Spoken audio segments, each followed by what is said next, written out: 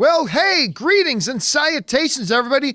Welcome to our special Lord of the Rings, Rings of Power, Episode 6, open spoiler after show, talking about all the things in that Lord of the Rings, Rings of Power episode that happened last night. I am positively giddy to talk about it. First time I've been positively giddy to talk about an episode of Rings of Power, but I am. Took 6 episodes, but hey, better late than never. I am, of course, John Campea. I am joined by Robert and Meyer Burnett. Robert, how you doing? John, you know, no one will ever accuse this episode of being slow. At least they shouldn't. No. They really, really should not about this. I mean, and it's not because there's action. It's Right. because every scene, something pertinent happens. And then it happens, and then they move to the next scene.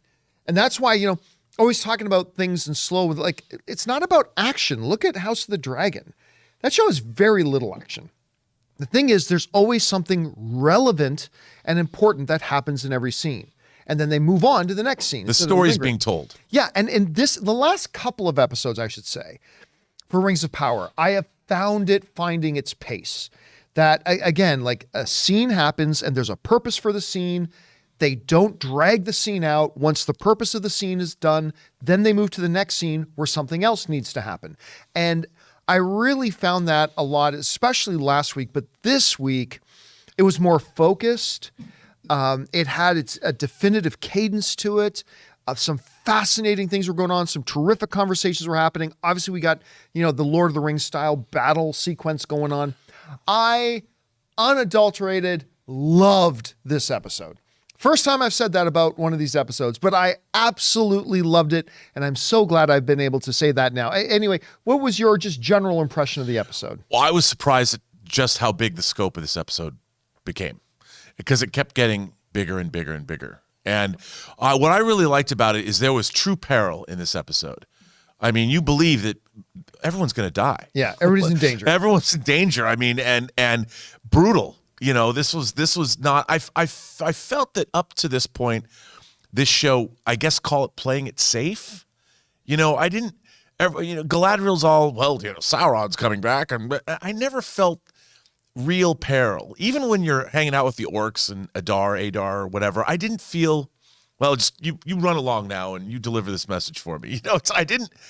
This episode, true evil manifesting itself. And I was there for it. I won't talk about the lore and how a lot of stuff that went on. I was like, wait a minute, didn't care. I'm just like, if this is what they're going to give us, because everything we've talked about before, everything's an adaptation. Yeah. This is an adaptation. They're compressing time, knowing all of that. This is a pretty damn epic episode of TV. Yeah. I mean, seldom do TV shows do what this show did. It was pretty spectacular. And I have to tell you, there were twists and turns in here that I didn't see coming. Like even from the very beginning, when you think, oh, this battle's going to take place at Helm's Deep, and the people aren't there anymore. Like, where did they go? And I liked all that because this did not go at all the way I thought it was going to go. I mean, the only thing that happened, it is spoilers, so I can say it. You knew the Numenorians obviously are going to show up at some point. Well, yeah, we saw that in the trailer. Yeah, we saw that happening. So, but getting there, I was really surprised at where it was going. And there are people getting shot with arrows. Bronwyn taking some arrows, man. I actually thought she was going to die. I know. And I'm like, wow, I didn't expect that to happen. And there was a lot of real surprises, I thought, in this episode. I agree. Now, one of the interesting things was a couple of my favorite things of this story are the relationship of Elrond and Durin. We didn't go to them at all.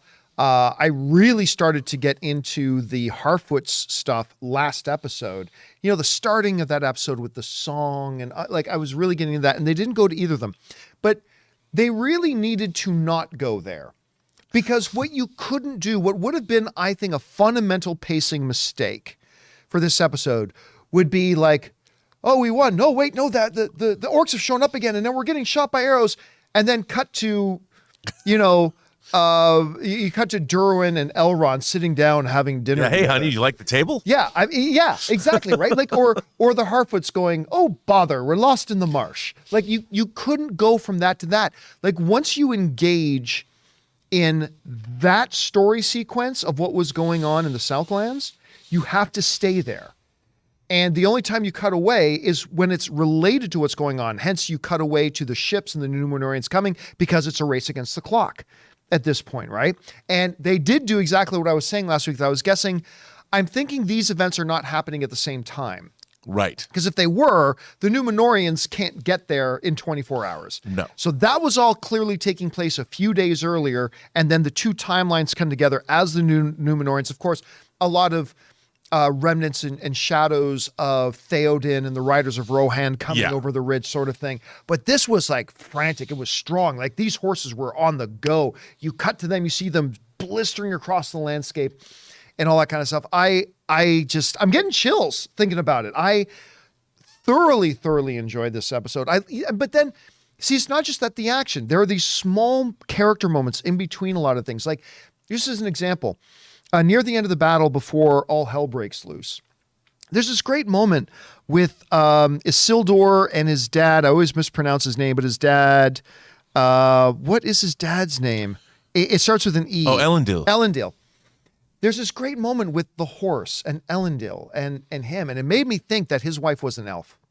Because he's clearly very, I can't remember if they actually explicitly said he married an elf, but he's clearly very taken with elven culture. And the stuff he started talking about the horse and being able to speak the horse, he learned it from his mother. Maybe there's elven there to go with Isildur's Numenorian blood, but the little moments like this that I thought, are great because you got to change gears, right? If you just go action right from the start, it gets fatiguing, right? You break it up with these great character moments. I love the scene once Adar is captive and they're in the barn with just him and Galadriel, and they're doing exposition about mythology and giving us a broader understanding of the world. Like just moments like that interspersed with the action. This was great storytelling. And I don't know who directed this episode or whatever. I got to look that up. But what were some of the specifics about this episode that really stood out to you that you liked a lot? The idea that they were fighting their own people. You really got a sense that it was a human on human conflict, and that they were wiping these dudes. I mean, there were a lot of orcs in there too. Yeah, right. But a lot of humans, and that it was, they kind of leaned into that, and I was surprised that, because it really brought home sort of the sadness, the futility of war. Like, I mean, these poor people, they left, and then they pledged their allegiance and come back just to get slaughtered. I mean, it seemed sad to me. But I did like Adar. I love him. He's like one of my favorite characters. But like you said, I love the scene with them, and also the can we talk? I guess we can. The end. Like, I thought the end was genuinely surprising. What ended up happening? I was shocked. I did not see that coming. And the Rube Goldbergian turning at first I'm like, what is going on? Like, what is happening here? And what they did, I think this is probably a significant change to the lore, but it was damn epic. And I didn't expect that at all. Like, I was truly shocked by the end of this episode. Yeah, well, this event, what we see on screen right now, this event has ramifications for thousands of years. Yeah. See, at first, I'll be honest with you. I was talking to a friend of mine over text, and I was saying, well, the one thing is, why did he need the sword so bad? Like, if it's just a matter of a function that Adar just needed to find a way to turn the stone, couldn't there be a way? And my buddy says to me, yeah, idiot. It's a magic sword with a magic, like this. There's clearly some kind of incantation there. It's not just a matter of, just grab the stone and turn it. Like, there's clearly other things at play. I'm like, okay. He goes, because what was the key? It's a magic sword that if you bleed on it, it comes into life. So clearly there's some magic involved there. I'm like, okay. I get that. But even when the water started pouring, I'm thinking, they're flooding the lands. But that makes no sense. Why would they flood the lands?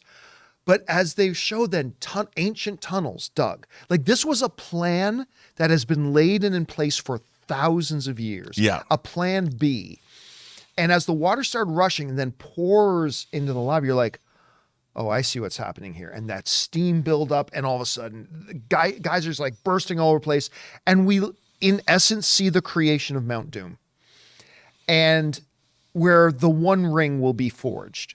And I'm like, holy crap, you start to feel because remember the first couple episodes, you and I would complain about the whole idea about we're not even sure what this show's about. Right. We're a couple episodes in. We're not even sure what this show's about. And it was around episode 3 or 4 that we start saying, oh, okay, we're starting to see the shadow of what this is about. Like by the end of this episode, it's like, it's becoming very solid. Like we're seeing in a very manifested way what this show is. And again, the tender moments, the interactive conflict, the action, and these broad, long-range ramification moments like at the end. I mean, I was catching my breath a little bit by the end of this episode. I agree with you. I felt the same way. I also felt like to be honest, John, I haven't really liked the show up to this point. I'm like, because I didn't, like you said, it wasn't focused for me. I'm like, what is this show? What's happening here?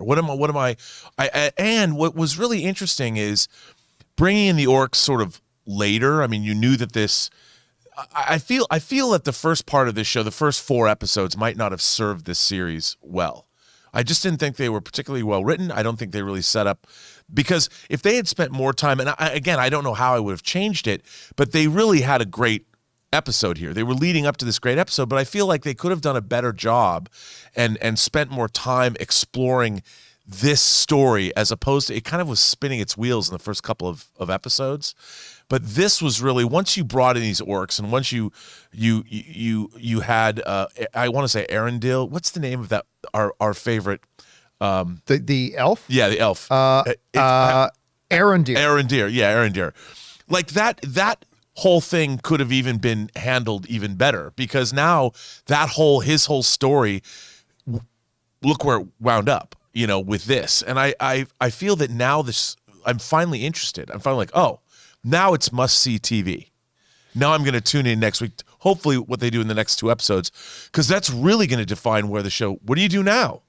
This was like an episode 9 of Game of Thrones. In the 9th episode, that's what I feel like this was. It was episode 9 of Game of Thrones. Then you have episode 10. It would be quiet, but then 10 would be the aftermath of the big. Yeah, it was always the second last episode of the season that was the big episode. The big one, and then something big would happen in the 10th episode, but it would be quiet. It would be quieter. But it would set up the conflict or the stakes for next season. And I feel like, what do you do now?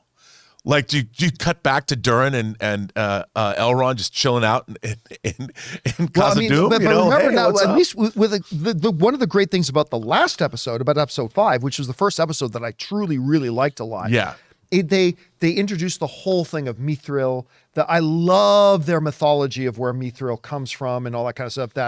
That one of the Cimmerils was actually in that tree, and the lightning struck it, and now this metal is the key to a lot of things. Like, now we're getting more into that. And I did watch the preview for the next episode, and I think this is where we're going to start getting to a little bit into Balrog and stuff like that. Let me throw this out there, though. I do want to talk about the one moment of the episode.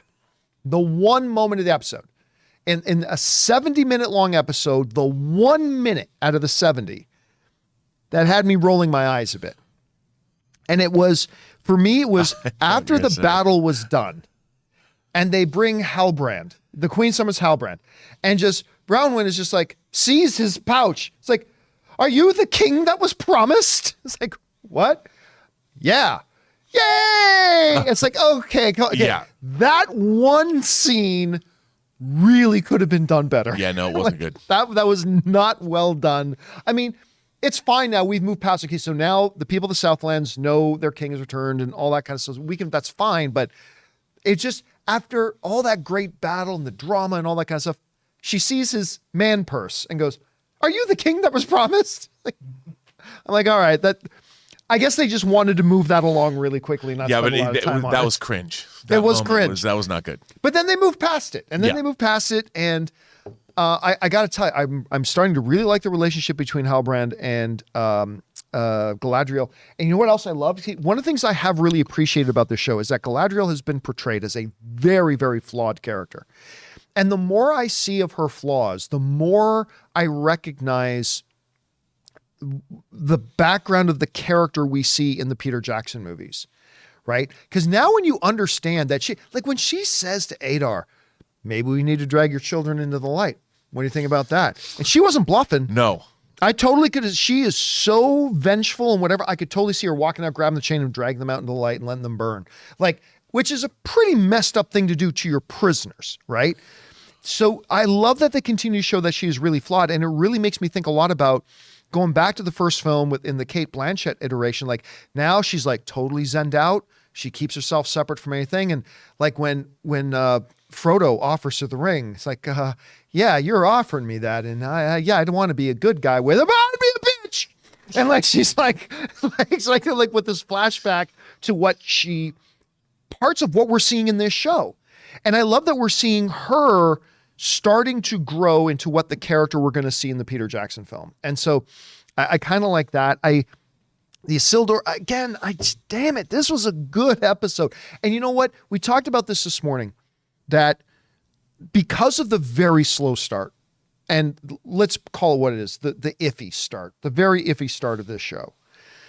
To me now, the next 2 episodes will determine how we ultimately look back and judge this season.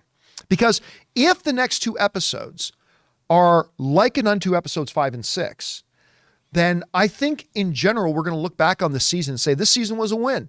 It started shaky, but the season was a win. If it is more like episodes 1 and 2, we're going to say, yeah, that season had some real highlights, but ultimately it was pretty disappointing. And I think the next 2 episodes are really going to determine how much we start looking forward to season 2. Well, I also think that in a way, this kind of a large scale event puts the show in a way it's handicapped, because what do you do now?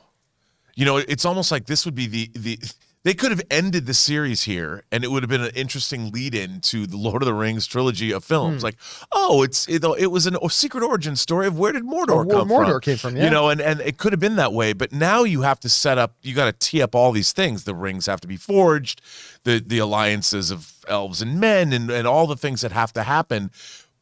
But it seems to me like, where is all this going to occur? Well, I mean, we're obviously the rings have to be forged, and the rings all have to be disseminated. That all happens long before the alliance of men and elves. And I know. And well, the timeline with this show is so compressed. It's not at all what it was in the way it's described. Yeah, I think we're going to get time jumps in between things. But next episode, we are going back to what I think has been in the midst of the good things and the bad things, the one part that has been a shining. This part is great. Elrond and Durin. Yeah. We're going back to what I think is the strongest part of the show. So we just had this excellent episode, and now we go back to what I think the strength of this show. So hopefully it's going to be a winning streak. I'm hoping we're going to see a winning streak. I mean, I can just see Elrond going to Durin. Well, time to start mining. Got to make some armor. Yeah, and how great was that final shot with the smoke and fire rushing in and Galadriel just standing there and then it enveloping her. Like, yeah. And then screen goes black, credits roll. I'm like, well done. That was a great final shot. Yeah. I like that a lot. So anyway, guys, we are now going to go over and hear from you and get your thoughts, theories, opinions, speculations, questions about this episode 6 of Rings of Power. I think, like last week, this is now the best episode they've had so far.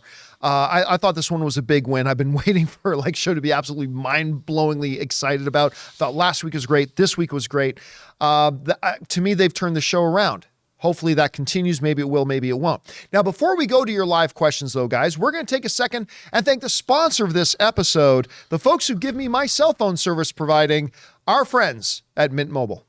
Hey guys, we want to thank the sponsor of today's episode, Mint Mobile. Mint Mobile offers premium wireless starting at just $15 a month. And now for the plot twist. I'm just kidding, there isn't one. Seriously, Mint Mobile just has premium wireless service from $15 a month. There's no trapping you into a 2-year contract or opening the bill to find these crazy fees. There's no luring you in with free subscriptions to streaming services that you'll forget to cancel and be charged full price for. I used to dread opening my phone bill every month because every time I was opening it was like playing roulette. I never knew what the actual price was going to be, and it always seemed to get higher. But not with Mint Mobile. Mint Mobile gives you the best rate whether you're buying for one or a family family, and at Mint, families start at 2 lines. All plans come with unlimited talk and text, plus high-speed data delivered on the nation's largest 5G network. And if you're worried about the complication of switching things over, don't. Use your own phone with any Mint Mobile plan and keep your phone number along with all your existing contacts. So guys, get premium wireless from just $15 a month and no unexpected plot twists at mintmobile.com/Campea. That's mintmobile.com/Campea. Seriously, you'll make your wallet very happy at mintmobile.com/Campea.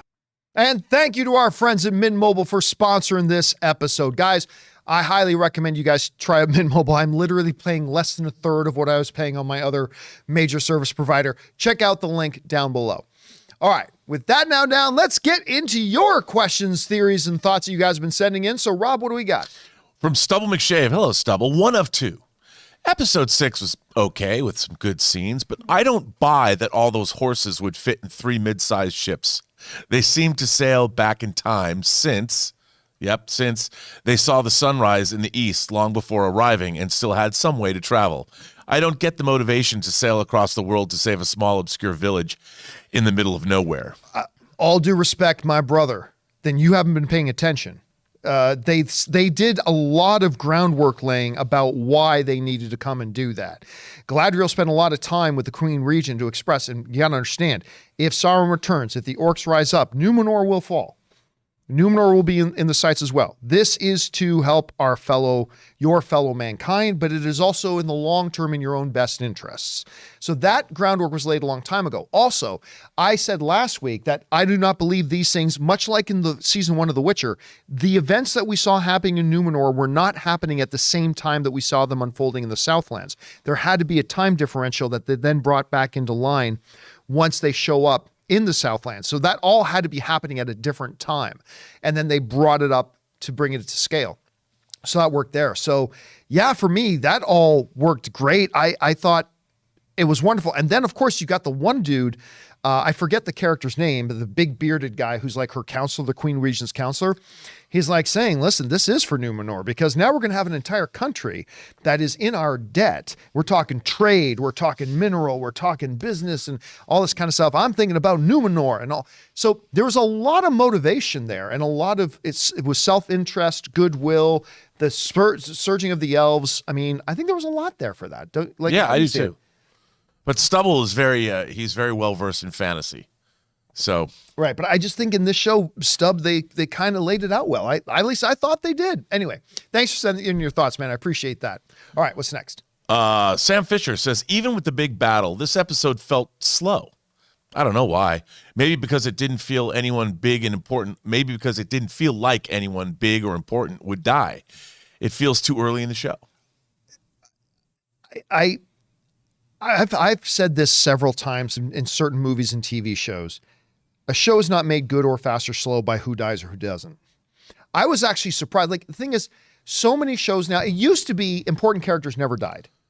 Then with Sopranos, Game of Thrones, Sons of Anarchy, all these things, suddenly all important characters die. And we've almost come to expect something different. So it's like, to me, it was actually kind of surprising. Like when Bronwyn lived, and I'm like, oh, like that was actually surprising to me. So, I mean, that had nothing to do with it. Hey, listen, the beautiful thing about the art is that it hits us all in different ways. And if for you, it hit you in a way that it still felt slow, hey, that's the experience you had with it. That's not the experience I had. I mean, I experienced that with earlier episodes, which I've complained a lot about, but that was simply not my experience with this one. I don't know. What about you? No, I mean, I didn't feel anybody was going to die yet, but like you said, we've now been conditioned to think people will. I think that's an important point to make. And I mean, I knew stuff. Look, I was surprised Bronwyn, there was some, when she got shot, not just once. Twice, yeah. You know, and there was the real pain. You know, I didn't think that was going to happen. And there was one point where Adar was going to burn everybody alive just anyway. Like, there's some cruelty there too. But I mean, they can't start killing people off now. It's an 8-episode first season. You got to let people live to season 2. I mean, they can. I mean, I still wouldn't count out. By the way, you guys gotta understand, this afternoon, as I was working in my office, I normally have my office door closed. And when it's closed, it's pretty soundproof. Yeah. It's pretty damn soundproof. But I had my door open, and I was treated to a commentary.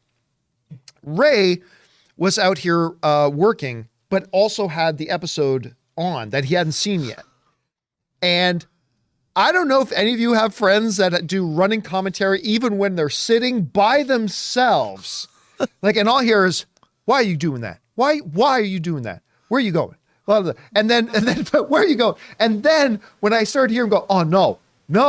And so at that point, I had to get up and to come walking out, right? And it was that scene where Elendil is fighting the giant orc, and he pulls the knife out of his own eye, and he's getting real close. And here, and I'm looking at Ray's like, no. It was. I was only invested because of the hottest on Middle Earth. Bronwyn. Oh yeah, Ray's got a thing for Bronwyn. She's a hottie. He's like a hottie. She's the hottie. See, and talk about somebody thought, because I could hear was Ray going, they killed him. They killed the hottest one in Middle Earth. I can't believe they killed the hottest girl in Middle Earth. Oh, wait. No, the hottest girl's still alive. All right, the hottest girl's still alive. Like this. You know it, Rob. You know what? I think the same thing. You speak out loud. I'm right there with you. All right, what's next? Arod 2006 says, Halbrand is officially my favorite character on this show, and yet I wonder even more if he might actually be Sauron. He's my vote. He gets my vote. Really? Yeah. See, I still think he's going to be the Witch King.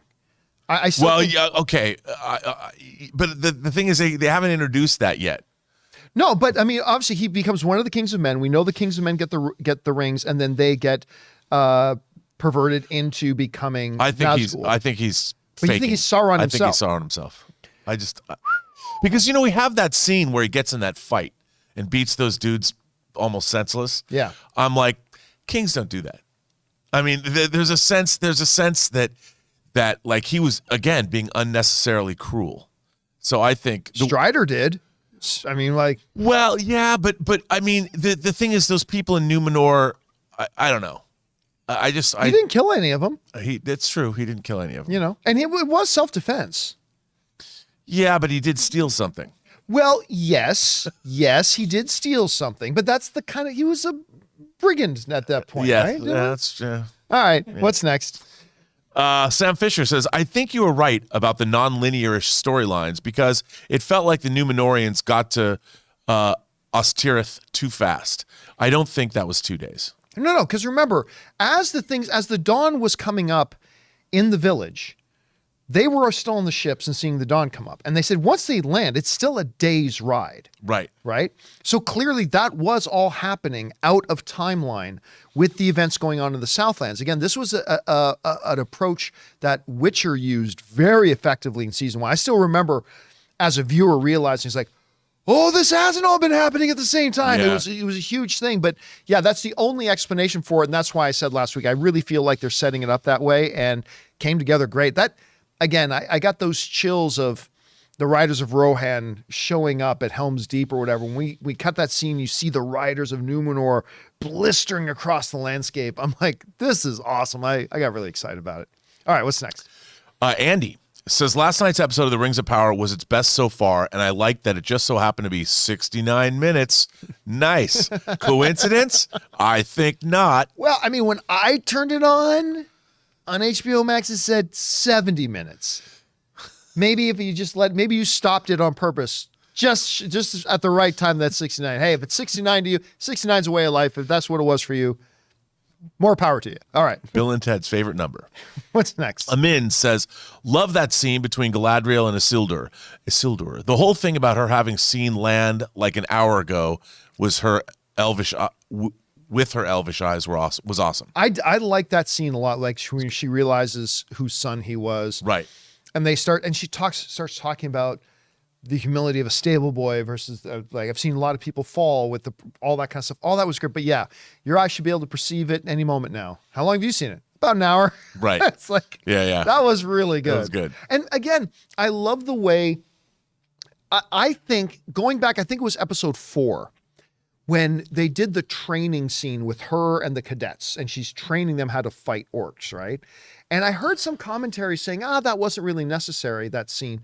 And I said it absolutely was, because when they get to battle, Numenorians who they've already said don't really trust elves we're going to have to know why and understand why they're going to follow her and respect her. And I think that scene laid the groundwork for that. So that's why like Isildur will go up to her, Commander, you know, all that kind of stuff. Also, how great was that when she shows up in the village and Arondir is like, that's Galadriel. Right. Yeah. Commander of the armies of the North. Father to a murdered wife, or husband to a murdered wife, but the commander of the armies of the North. Where is her husband, by the way?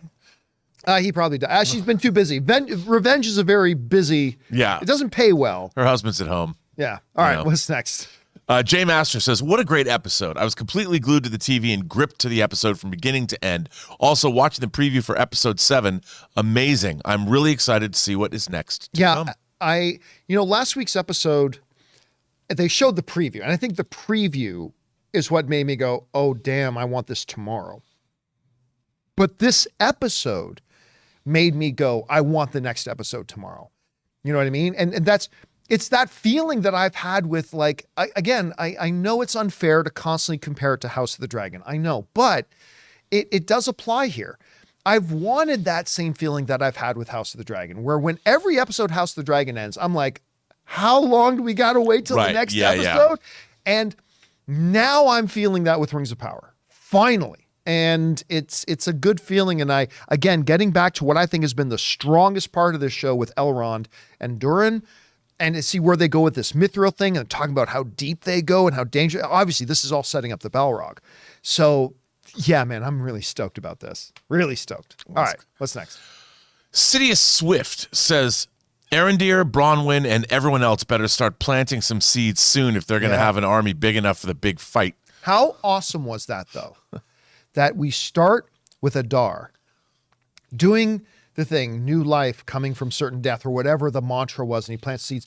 And then we come over to Arondir and he's teaching the same thing, right? So the roots of his elvish history are still clearly very dear to him. Yeah, of course. So I thought, and like you were talking about, when everybody would say about how much they loved Adar, I'll be honest with you, I didn't really see it. I mean, he's a pretty good foil, but I don't really see it. But in this episode, like that one scene, I'm like, oh, okay, I'm starting to see what you guys see now. I'm starting to see why he's so cool. And again, I think there was a part of him that altruistically really was just, I just want a home for my children. I think they deserve a home. Yeah, that's definitely it. Like does he want to be where he is in his life? No. You know, even when you first met him and he's talking about walking the riverbanks in the old homestead. I mean, he didn't want this to happen to him, but it's the hand he's been dealt. So it's the hand he's going to play.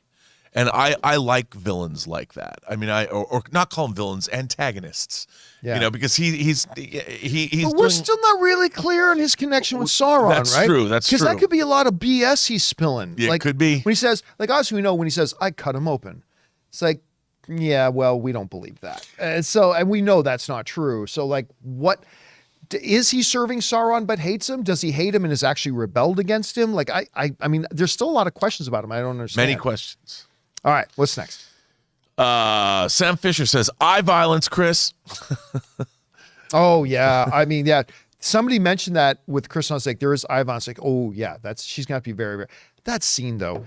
The dude pulls the knife out of his own eye and then turns it to stab him in the eye with it. I mean, that's a baller move. Yeah. That's a pretty baller move. It was pretty great. All right, what's next? Tim Platt says, Nampat, that chant and score is so cool. The music in this was... listen, I'm not going to lie. Prairie, dude. I haven't been in love with the music of this show like I was with the Lord of the Rings films. Right. But in this episode, yeah, it lifted the emotions, it tempered the emotion, it did everything a really good score should do, and I thought it was great. All right, what's next? Amin says, what do you think is more likely? Halbrand being Sauron or Halbrand becoming the Witch King? Or maybe even he becomes the King of the Dead from Return of the King? I would put all my money on him becoming the Witch King. All my money on him saying, no man can kill me, only to be told, I am no man. And then, getting rifed. But yeah, I would literally, if I had $100 to put on it, I would put every cent on him being, what is the proper pronunciation? The Witch King of Angmar? Yeah. I think that's who I 100% believe he is. But I don't believe he's Sauron at all. I'm not even putting 1% on that, which probably means he will be Sauron. But I don't see it right now. All right, what's next? Sam Fisher says, the reveal that Adar didn't have the Morgul hilt and Waldreg needs to friggin' die. That was because you're like, of course, because Adar comes walking out of the building and says, Waldreg, I have a task for you. And then you forget about it until he opens up the thing to see the axe inside. And that was a nice little sleight of hand. I mean, really, we should have seen that coming. Yeah. But I'd be lying to you. I mean, I could sit here and act cool and say, oh, yeah, I knew that was coming. I'll be honest with you. That caught me by surprise. And actually, when the kid starts to open it, I'm like, oh, the hilt's not going to be in there. But it wasn't because I thought Adar gave it to somebody else. It's because I thought maybe Elendil took it somewhere else. I mean, I didn't know, but at the end of it, I was like, oh, we totally should have seen that coming. But I admit I didn't. Did you see that? No, I didn't see it coming. But once it happened, you're like, oh, of course, that scene where he told him he has a task. Yeah, of course. I mean, they set it up. Yep. And it makes sense because he had bonded with the hilt before. Right. He had bled into the hilt before. So that made a lot of sense. Yep, absolutely. Right. What's next? Alex von Gollum, speaking of which, like the brief twist from I know the sword is corrupting you, Theo, with the axe replacement to the, oh shit, they've been fooled. Oh, yeah. That was just what we're saying. Yeah, and it's funny because I was talking to you, hearing the running commentary. I think that was the exact words I heard coming from. I go, oh shit! Like, I think that was the running commentary that came out of that, and that was a great. I love those moments. I love when shows can give us those moments. I think that's great. So funny. All right, what's next? Tim Platt says Galadriel really freaked me out for a minute there. She was coming across more like a genocidal maniac than a hero for a bit. Maybe your children need to be brought into the light. But like, you can hear heroes in shows say that, and you know they're not going to do it. She would have done it. Oh, she would have done it. And again, to me, that is just another great flaw of the character. I love, a lot of people today, whenever there's a hero, particularly if it's a girl, I mean, when men do it, it's totally okay. But whenever a woman is like it, people pull out the Mary Sue thing, or, oh, it's a Mary Sue, it's a Mary Sue, it's a Mary Sue. Well, here, that is very much not that. Right. She has character flaws as well. And I love that we're just seeing her at the beginning of that journey that's going to turn her into the elf that we see in the main films. All right, what's next? Sam Fisher says, I knew Adar was one of the first orcs, or Uruk, and not Sauron. Yeah, I mean, Uruk. I love the way he kept Yes. correcting her too. You know what? By the way, that reminds me of the name of this episode. And the name of this episode, it's not Uruk. No, it's Udon. Udon, that's hell in Elvish. Yeah. So... Yeah, which of course we should have seen it coming. Yeah, they told you. They told us we totally should have seen it coming. Yeah. Yeah, I mean, God, that was a good episode. I'm gonna go home tonight and rewatch it again. I'm just all right. What's next? Marie Seafring says, Oh, she says like $20. Thank you, Marie. Thank you, Marie. As Isildur gets his horse to join the posse pursuing orcs, his father says the horse knows Isildur's feelings. Elendil says he learned this from Isildur's mother. This sounds elvish. Do you think, you talked about this earlier, do you think Elendil's wife was an elf? Great minds, Marie. Great minds. That is exactly what I think. And again, I might sound really dumb because maybe, like, when he was in the library in Numenor with Galadriel, maybe, I don't remember it, but maybe he mentioned he was married to an elf. I mean, I don't know. I don't think he... But if he did not, I mean, it seems to me that all signs are pointing, like his appreciation of the elf culture, his loyalty to the elven ways, the fact that he speaks Elvish, all that stuff seems to all be pointing to the fact that he was probably married to an elf, which makes it more interesting that his wife is dead. And he just said she drowned. And like, there's something more going on. Yeah. I mean, I don't think he killed his wife, but there's some real tragedy there. And I'm dying to find out what it is. I agree with you. All right, Sounds what's like next? orc mischief to me. Oh, no, mischief to me. Okay, Treeberg. Sam Fisher says, a meme I saw was Galadriel saying, I'll survive this eruption. I'm literally wearing plot armor. Well, remember, here's the thing. after that went on, it's like, oh yeah, one of the big promo shots of the series that was going around prior to the start of the show was her in a hellscape covered in soot. Right. Yeah. It's like, oh, well, yeah, we knew that was coming. I think obviously they all live. Isildur lives, all like obviously they all do. I mean, that's just a big soot storm. Lava didn't pour over the village. No. So they're going to be in that hellscape now. So yeah, it works. All right, Real what's estate next? prices plummeted. Yeah, the property value's gone down a bit in that neighborhood. It's terrible. Ha, ha, ha, ha. All right, what's next? Marie, is this Marie again? Yes, it is. Marie, with another $20. Oh, thank you, super chat. Marie. Are you Thank about to say Marie. something else I already said to show your brilliance? They're setting up a dark backstory between Adar and Halbrand. Yes, they are. Like WandaVision, Rings of Power wants the viewer to return each week to unravel the mysteries surrounding new characters while also enjoying familiar characters. Yes, but it isn't until recently they've been making me care about the mysteries. That's Right. that's the problem, right? That's the problem and the good thing at the same time. It's like we are now invested in these questions. They did not do a good job in the first couple of episodes of getting us invested in these questions or even posing the right questions to us, right? And now they kind of are, but you're absolutely right. Now, some people, I get it, would theorize that this is another sign that maybe Halbrand is Sauron, the fact that they have this background together, all that kind of stuff. Maybe. I think maybe Adar manipulated Halbrand into doing something that he's ashamed of. And I think when we find out what that is, it's going to be horrific. Like we've heard Galadriel say to him, free yourself of this, rid yourself of this. But I think we're going to find out what it is and we're going to get why it weighs so heavy on him. I don't know. What do you think something like that could be? That he's Sauron. and he regrets being but I want to follow this through. Are we suggesting that as Sauron, he actually regrets that he was, I almost called him Modok. Why did I almost call Morgoth? I almost called him Mordok. The big crossover. No. Modok. But Morgoth, like that he regrets that he was that and he's now trying to be something different. I mean, I don't know. I think that maybe Adar is who he is. Like he accepted the mantle of his life and what it meant. Right. Whereas Sauron went into hiding or he's been slinking around all this time, not doing what he should have been doing. Whereas Adar is like, look, I'm out here nose to the grindstone, taking care of my peeps. What have you been doing? Right. Or something like that. I mean, I don't know what that is. If he's not Sauron, what is his deal? Like we don't, why do we think that he's the king of anything?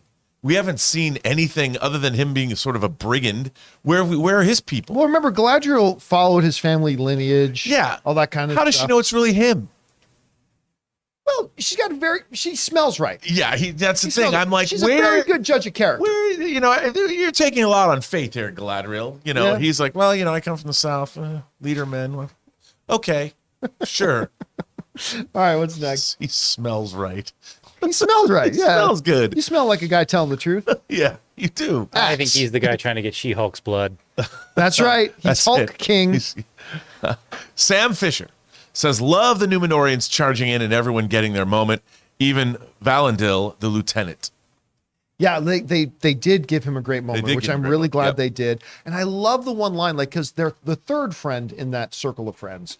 He nearly died. Right. And I like those guys. I do too, but I love the conversation at the end when they're talking about forming this posse to go out and whatever. And he says, no, I'm more than happy to stay here and help these folks. And Isildur says to him, had enough battle for 1 week? Awkward pause. I've had enough for a lifetime. Yeah. Like he's saying, this is not for me. What is Ray doing? He's reading the Free Enterprise issue of Femme Fatale's magazine. Thanks a lot for that. But that moment was great. That was a really great moment because it told us a lot about the guy. It told us a lot about, it's like, yeah, I thought war and glory and all this would be great, but nope, this ain't for me. No. And it was a great moment. That is with a great very little dialogue. I thought it was really well done. Yeah, and that's what the show needs more of. I agree. And it seems to be coming more. Yeah. All right, what's next? Alex Von Gollum says, given the reshape of the Southland, certainly it was a reshape. It was reshaped. Do you think Sauron will manifest himself or will he go to Lindon to seduce the elves in his fair shape? this raises a question about how will these entire portions of time be dealt with? Are we going to say, again, adaptation, that Sauron comes now to what will be Mordor, establishes himself there, and then deceives a lot of people into thinking he's this fair elf and blah, blah, blah? Or do they play it that he, as Sauron, says, no, listen, I just want to keep to myself. We just want to live in this little neighborhood here. It's ours now. Sorry about the Southland people. I mean, I don't know. I just don't know what their approach is going to be yet. And I don't think we're going to know until season 2. Right. I don't think we're going to cover that much in the next 2 episodes. We got 2 hours and 20 minutes of show left. So, I mean, I'm not really clear on that. Which way do you see them going? It's hard to say. I think it's not, we're not going to see it happen in the next 2 episodes. You know what I want to know, though? Who's going to build Barad-dûr? Like, who builds all the stuff in Mordor? All those gigantic buildings, you know? Like, who's going to move there? The Uruk are going to go in there. They're going to build it. They're going to, I guess so. I mean, I'll be curious to see how far into that they're going to go. Yeah. All right. What's next? Sam Fisher says, if Halbrand had killed Adar, he would have become my number 1 Sauron suspect because he could be keeping Adar quiet about his true identity. That's a very good point, Sam. That's a very, very good point. Or he needs him. You know, that's true. He needs him, you know. But he's saying theoretically that had he killed him, right? That may, but like I'm saying 0. But if he did kill Adar, that might bump for me that up to like maybe like a good 25% chance that maybe that he didn't kill him doesn't necessarily rule out that he's Sauron. But you're right. Had he killed him, that would have bumped him up the suspect list, I think. All right, what's next? Could be. Just needs the right hair. Sidious Swift said, great episode. The ending gave me Desolation of Smaug vibes. Galadriel once again had me swooning, and the action was solid. Behold, Mount Doom. Mount Doom comes into existence. This is a major event in all of Tolkien lore. Like the foundation and the creation of Mount Doom. That's the place that the One Ring is going to be forged. That his entire kingdom, the Dark Lord's Mordor, is going to be built around. That's a huge moment. And I, as a viewer last night, took a moment to just appreciate that I was now seeing on screen the foundational stuff of Mordor coming into being, really. So I thought that was huge. All right, what's next? Sam Fisher says, I do like seeing the converging storylines and character interactions like Elendil and Galadriel and Halbrand and Bronwyn. Yeah, I do too. That was as much as I thought it was really cheesy. Are you the king that was promised? Why, yes. And it reminds me of Star Trek 3. When somebody tells you they're God, you do not ask the Almighty for his ID. That's Star Trek 5. Is that 5? Yeah. Oh, yeah. So the 3 was the search for a Spock. starship. That's right. But that's actually, that's a little Ghostbusters there. Someone asks you if you're a God, you say yes. When the Almighty presents himself, you do not ask for his ID. Yeah. So, I mean, you the king that's promised? Yeah. Because he had that man purse on. Only the king would wear that man purse. That was a little, but you're right. Seeing the different storylines now coming together, seeing like Elendil clearly would know who Galadriel is, and so and the awe and reverence that he sort of had there, that was pretty cool. And we're seeing all these things now. I want to see Elrond. I want to see Elrond and Galadriel's reunion. That's told you. Yeah, I want to see that. I think that's going to be a lot of fun. All right, what's next? By the way, can you scroll down just a second? I suspect we might have missed one. Did we get Sidious? Yes, we did. We did. did. Okay, thanks. All right. Now let's move on. Tim Platt says, what an episode. While House of the Dragon has been consistently better, this was my favorite episode from either show, gripped from beginning to end. You know what? I think I might agree. I overall, House of the Dragon is the better show.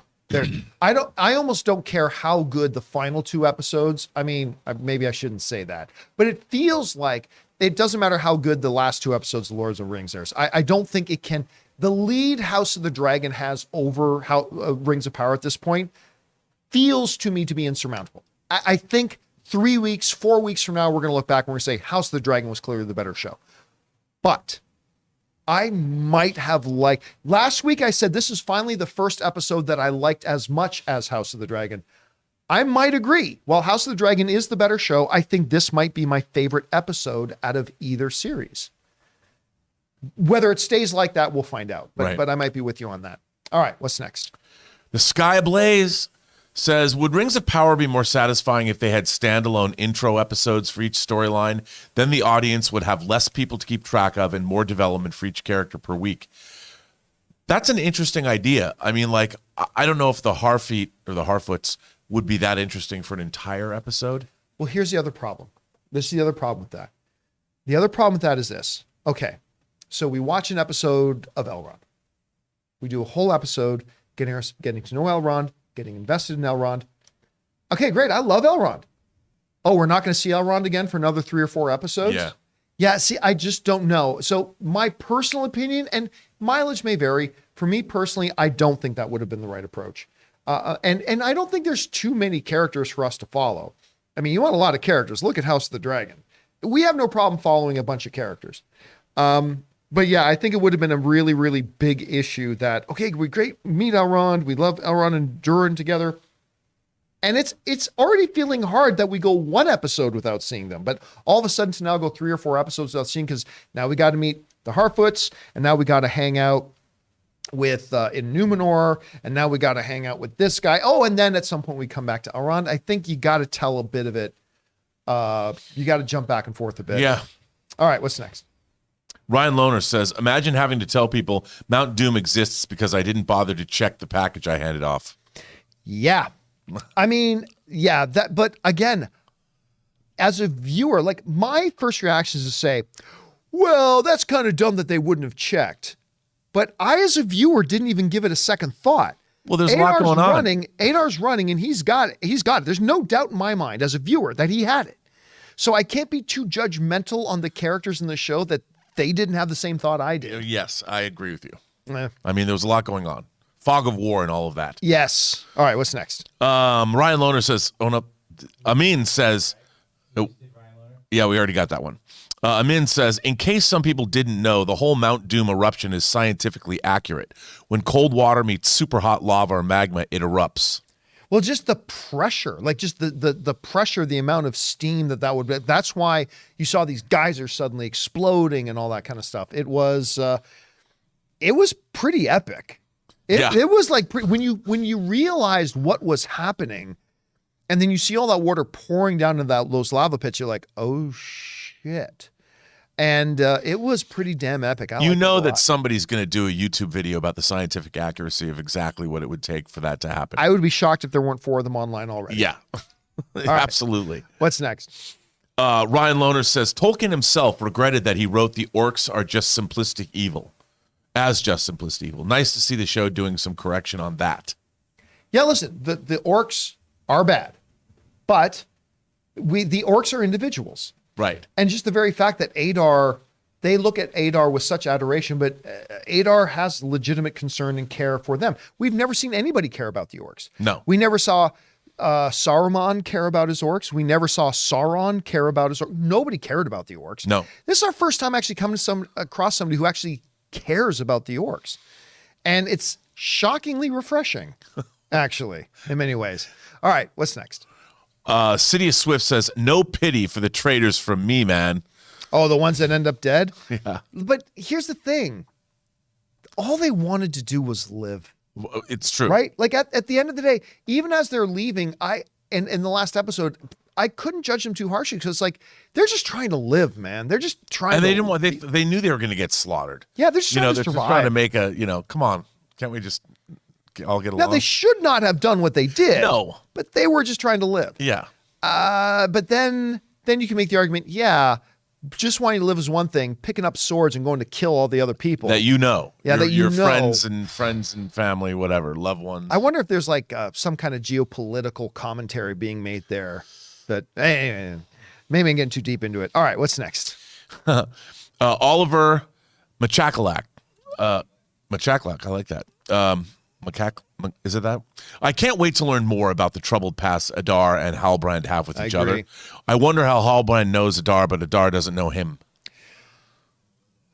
Probably Adar has come across and hurt a lot of people. The elves have a long lifespan. but humans do not. So, I mean, I don't know. Because he made him. Maybe. I don't know. Maybe he himself is an Uruk. I mean, I don't know. Maybe yes, maybe no. Yeah. Yeah. All right, but yes, I am fascinated to know what's going to be, but you know it's going to be dark and it's going to be painful. And I think we, even as an audience, are going to be shocked by it. Yep. I All right, agree. what's next? Andy says, considering how this episode ended with the fire and ashes blasting through the village, they missed a big opportunity to play I See Fire by Ed Sheeran. Yeah, that would have been too on the nose. But again, a Lord of the Rings universe song, a song that should have won an Academy Award. I love that song. Actually, I was just listening to it like 2 days ago in the car. It's a great song. If you guys haven't heard Ed Sheeran's I See Fire, or if you haven't gone back to it since the Hobbit movies, go back and listen to it. It's absolutely amazing. It's really good. And there's lyrics in it about Durin's sons. Mm-hmm. Watching over Durin's sons. Dude, it's excellent. All right, what's next? Sticks and Stones says, don't believe Halbrand is Sauron, though all the bait in that direction. Connection with Numenor, sitting on the fence, words of order, not chaos. Wouldn't be upset if he was, but I'd be happier with the show if he isn't. Yeah, now also, we have every reason to believe, watching the show, from episode 1 with Galadriel, believing that Sauron took his orcs and went even further north. Adar seems to reinforce that by mentioning that that's where Sauron's went. I still think he's up there waiting for that part of the plan to have been executed with the eruption of the mountain, the creation of Mount Doom, all that kind of stuff. So I still don't believe for a second that he's Sauron. But listen, in the lore, and they could do some adaptation of this, Sauron appears to, oh my God, I'm always freezing on this elf's names. Glimmerglacky. Glorfindel? What's that? Modok. No, yeah, not Lord Modok. The forger. The guy who does the... yeah. Not Grimmer, no. Grimgram? No. Grimmy Scrim? No. Why am I drawing a blank? Celebrimbor. Celebrimbor, that's right. Lord Celebrimbor. Like that he gets seduced by and tricked by Sauron in doing that. And that's always been in the lore as an elf. Maybe it's in the form of Halbrand. Maybe Halbrand, a friend to the elves, who came over with Commander Galadriel, and maybe, but I still don't buy it. All right, what's next? Oh, that's it. All right, guys. And actually, the timing is perfect. That's like an hour on the nose. Perfect. Thank you guys for being here and joining us for this Lord of the Rings, Rings of Power, Episode 6, Open Spoiler After Show. Thanks so much, guys. And special thank you to you guys who sent in the Super Chats, number 1, because you gave us great fun things to talk about. But number 2, you supported this channel as you did it, and all of us involved with the show. Thank you guys so much for that support. I'm extremely excited for Episode 7 next week. This is the first time I'm like chomping at the bit and like counting down the days till I get to see it. Woo, and good news, 2 days I get to watch another episode, House of the Dragon 2. So yeah, it's a good time to be a fantasy fan, my friend. I want to thank Robert Meyer Burnett for being here. Robert, where can people follow you? John, you can find me on Instagram at RMBurnett, find me on Twitter at BurnettRM, or find me at PostGeek Singularity on YouTube. And of course, thank you to producer Jonathan Voico for running the show today. My name's John Campea. That'll do it for us, guys. Thanks so much for being here. And until next time, my friends, Celebrimbor.